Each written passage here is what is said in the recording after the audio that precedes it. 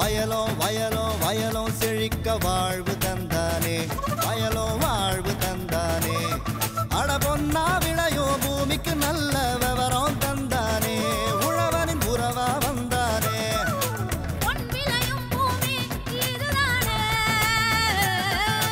வயலோ வயலோ வயலோ செழிக்க வாழ்வு தந்தானே, வயலோ வாழ்வு தந்தானே. அட பொன்னா விளையோ பூமிக்கு நல்ல விவரம் தந்தானே, உழவனின் உறவா வந்தானே. தந்தன தந்தன தன தந்தானே, மண்ணளம் பொங்கிட துணை வந்தானே. தந்தன தந்தன தன தந்தானே, மண்ணளம் பொங்கிட துணை வந்தானே.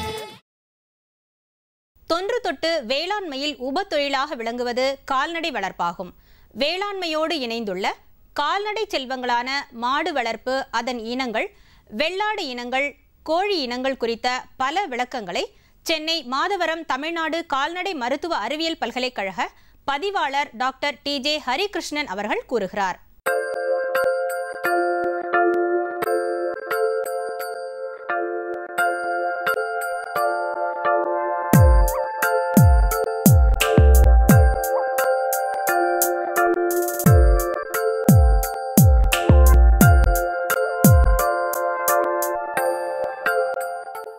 வேளாண் பெருமக்களே, இனிய பொங்கல் நல்வாழ்த்துக்கள்.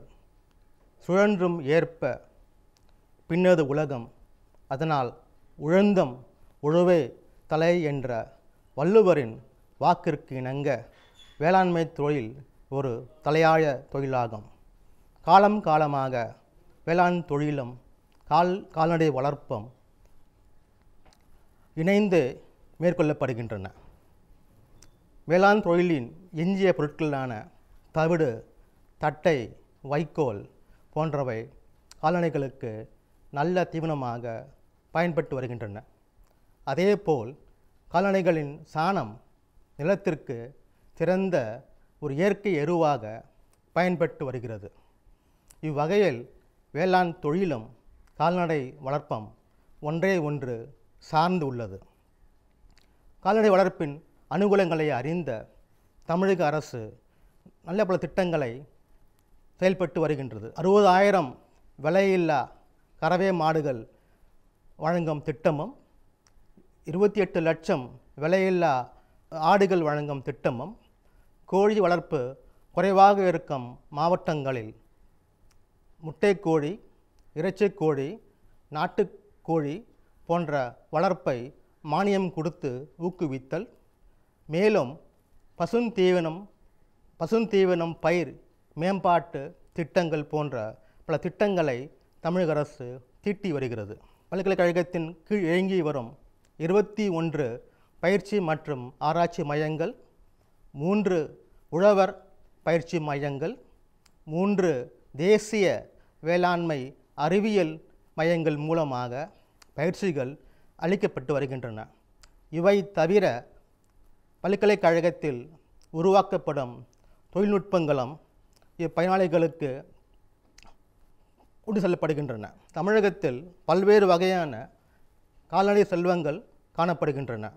அதில் காங்கேயம், உம்பலாச்சேரி, ஆலம்பாடி, புலிக்குளம், பர்கூர் முதலிய மாட்டினங்களும், கன்னியாடு, கொடியாடு, சேலம் கருப்பு போன்ற வெள்ளாட்டு இனங்களும், நீலகிரி, கோயம்புத்தூர், மேச்சேரி, சென்னை சிவப்பு, ராமநாதபுரம் வெள்ளை, திருச்சி கருப்பு, கீழக்கரிசல் மற்றும் வேம்பூர் போன்ற செம்மறியாட்டு இனங்களும் காணப்படுகின்றன.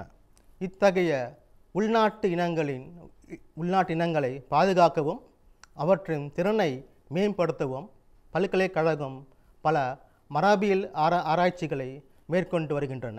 இதன் மூலம் காட்டுப்பாக்கம் சிவப்பு மற்றும் சாண்டினோ போன்ற புது வகையான செம்மறி ஆடுகளை வெளியிட்டுள்ளன. கோழி வகைகளில் நந்தனம் கோழி 1, நந்தனம் கோழி 2, நந்தனம் கோழி 4, நந்தனம் காடை, நந்தனம் வான்கோழி 1, நந்தனம் கினிக்கோழி 1, நாமக்கல் கோல்டன் காடை மற்றும் நாமக்கல் கோழி போன்ற கோழி இனங்களை உருவாக்கி வேளாண் பெருமக்களுக்கு வழங்கி வருகிறது. தமிழகத்தில் 25 மாவட்டங்களில் அமுல்படுத்தப்பட்ட திணை பிடிக்காத கறவை மாடுகளில் திணை பருவத்தை ஒருங்கிணைத்து பிறகு கருவூட்டல் செய்து திட்டம் மூலம் 75 விழுக்காடு கருத்தரிப்பு ஏற்பட்டுள்ளது என்பதை பெருமையாக கூறிக்கொள்கிறேன். ஊட்டமேற்றிய வைக்கோல் தீவன கட்டி வைக்கோல் 4 விழுக்காடு யூரியா மூலம் செறிவூட்டப்பட்டு 21 நாட்கள் காற்று புகாத வண்ணம் செய்து பின்னர் காய்ச்சிய மைதா தாது உப்பு முதலியவற்றை கலந்து தீவன கட்டிகளாக உருவாக்கி வேளாண் பெருமக்களுக்கு வழங்கப்படுகிறது. கறவை மாடுகளில் உற்பத்தியை பெருக்குவதில் தனிமங்களுக்கு ஒரு பெரும் பங்கு உண்டு. ஆகையால் அனைத்து தனிமங்களையும் தீவனத்தில் கலந்து தாது உப்பு கலவையாக ஒரு குறிப்பிட்ட அளவில் மாடுகளுக்கு அளிக்கப்பட்டு வருகிறது. ஆனால் மாடுகளில் குறைவாக இருக்கும் தனிமங்களை மட்டும் அளிப்பது சால சிறந்தது. இந்நோக்கத்தில் தமிழ்நாடு கால்நடை மருத்துவ அறிவியல் பல்கலைக்கழகம் மாவட்டம் ரீதியாக தீவனம் புல் மாதிரிகளிலும் மாடுகளின் இரத்த மாதிரிகளிலும் சேகரித்து அதில் உள்ள தனிமங்களின் அளவை கண்டறிந்து அதற்கு ஏற்ப 4 வகையான தனிமங்கலம் கலந்த தாதுப்பு கலவைகளை உருவாக்கி வேளாண் பெருமக்களுக்கு வழங்கி வருகிறது. இதனால் தீவன செலவும் குறைத்தும் தனிமங்களின் பற்றாக்குறையை நீக்கியும் மாடுகளின் உரிய பருவத்தில் திணை பருவம் அடைந்து காலம் தாமதமின்றி கன்றுகள் ஈன்றி அதனால் பால் உற்பத்தியும் பெருக்க உதவியுள்ளது. கறவை மாடுகளுக்கு அரிசி கஞ்சி வழங்கப்பட்டு வந்தால் பல நேரங்களில் மாடுகளின் வயிற்றில் அமிலம் அதிகமாக உற்பத்தியாய் மாடுகளில் அமிலம் நோய் தாக்கம் ஏற்பட வாய்ப்புள்ளது. அமிலம் நோய் தாக்கம் ஏற்பட்ட மாடுகளில் வயிற்றில் உள்ள உயிரிகளின் எண்ணிக்கை குறைந்து அதனால் செரிமானம் பாதித்து மாடுகள் பசியின்றி தீவனம் உட்கொள்ளாமல் இருப்பதால் பால் கணிசமாக குறையும் வாய்ப்புள்ளது. இதனை தவிர்க்க தமிழ்நாடு கால்நடை மருத்துவ அறிவியல் பல்கலைக்கழகம் டனுவாஸ் கிராண்ட் சப்ளிமெண்ட் என்ற ஊட்டச்சத்து கலவையை உருவாக்கி வேளாண் பெருமக்களுக்கு வழங்கி வருகிறது. இந்த டனுவாஸ் கிராண்ட் சப்ளிமெண்ட்டை மாடுகளுக்கு அரிசி கஞ்சில் வழங்கி வந்தால் அமிலம் நோய் தாக்காமல் மற்றும் பால் உற்பத்தியும் பெருகுவதாக ஆராய்ச்சி முடிவுகள் கூறுகின்றன. ஒரு மாட்டில் ஒரு நாளிற்கு குறைந்தபட்சம் 1/2 லிட்டர் முதல் 1 லிட்டர் வரை பால் உற்பத்தி அதிகரிக்கும் என்று ஆராய்ச்சி ஆய்வுகள் கூறுகின்றன. நோய் கிளர்ச்சிகள் வேளாண் குடிமக்களுக்கு பெரும் பொருளாதார இழப்பையும் ஏற்படுத்துகின்றன.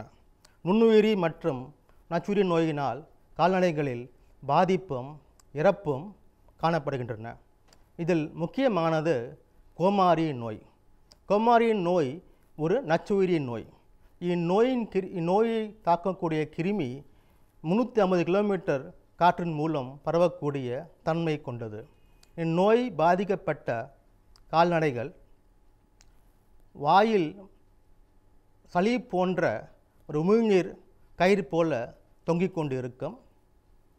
வாயை திறந்து பார்த்தால் வாயின் உட்புறத்திலும் நாக்கின் மேல் பகுதிகளிலும் கொப்பளங்கள் மற்றும் புண்கள் காணப்படும். இதனால் மாடுகள் வாயை சப்பிக்கொண்டே இருக்கும். அதனால் பசி இல்லாமல் மாடுகள் தீவனம் உட்கொள்ளாது. மாடுகளின் கால்களில் கொழும்புகளுக்கு இடையே கொப்பளங்களும் புண்ணுகளும் காணப்படும். இதனால் மாடுகள் அடி எடுக்க அஞ்சாது. மேலும் மாடுகளின் மடியில் மற்றும் காம்புகளில் கொப்பளங்கள் மற்றும் புண்கள் காணப்படும். இதனை பாதிக்கப்பட்ட மாடுகளின் பால்களை கன்றுகள் அருந்தினால் கன்றுகள் இறக்க நேரிடும். ஆகவே வேளாண் பெருமக்களை இந்த குடிநீக்கு நோயிலிருந்து பாதுகாக்க 6 மாதம் ஒரு முறை தவறாமல் மாடுகளுக்கு ஆடுகளுக்கும் தடுப்பூசி போட வேண்டும். இந்த நோய் பொதுவாக மழைக்காலங்களில் மற்றும் குளிர்காலங்களில் தாக்கம் அதிகமாக இருப்பதால் வைகாசி அல்லது பங்குனி மாதங்களில் கண்டிப்பாக தடுப்பூசி போட வேண்டும். இந்த நோய் வராமல் பாதுகாக்க சுற்றியுள்ள புறங்களில் ப்ளீச்சிங் பவுடரை தெளிக்கலாம். மற்றும் கொட்டகையிலும் மற்றும் தீவனமையிலும் 2% சோடியம் பைகார்பனேட் மற்றும் சோடியம் ஹைட்ராக்சைடு தெளித்தால் நோய் கிருமிகளை அழிக்கிறதுக்கு உதவும். மேலும் பாதிக்கப்பட்ட மாடுகளிலிருந்து பாலை கன்றுகள் அருந்தாமல் பார்த்து கொள்ள வேண்டும். இதை தவிர ஆடுகளை தாக்கக்கூடிய கொடிய நோய்களில் முக்கியமானது PPR மற்றும் நீலநாக்கு நோய் என்று கூறலாம். இவ்விரண்டு நோய்களும் ஆடுகளை தாக்காமல் இருப்ப மழைக்காலங்களுக்கு 3 மாதங்கள் முன்பாகவே தடுப்பூசி ஆடுகளுக்கு போடப்பட வேண்டும். இதை தவிர கோழிகளுக்கு வெள்ளை காய்ச்சல் நோய் என்ற நோய் புறக்கடை நோயை பரவலாக பாதிக்கும். இதனை தடுக்க தமிழ்நாடு கால்நடை மருத்துவ பல்கலைக்கழகம் ஒரு எளிமையான ஒரு தடுப்பூசியை உருவாக்கி வழங்கி வருகிறது. தடுப்பூசியை தீவனத்தில் கலந்து கோழிகளுக்கு அளிக்கலாம். ஆகையால் இதனால் அந்த வெள்ளை காய்ச்சல் நோயை தடுத்து கோழிகளை பாதுகாக்க முடியும். சீரிய பணிகளை செய்து வரும் பல்கலைக்கழகமும் தமிழ்நாட்டு அரசின் கால்நடை பராமரிப்பு துறையின் திட்டங்களினால் மக்களின் பொருளாதார மேம்பாடும் வளர்ந்து தமிழக மாநிலத்தின் பொருளாதார வளர்ச்சியும் முன்னேறும் என்று கூறிக்கொண்டு விடைபெறுகிறேன். இத்துடன் இன்றைய வேளாண் செய்தி அறிக்கை நிறைவு பெறுகிறது. நன்றி, வணக்கம்.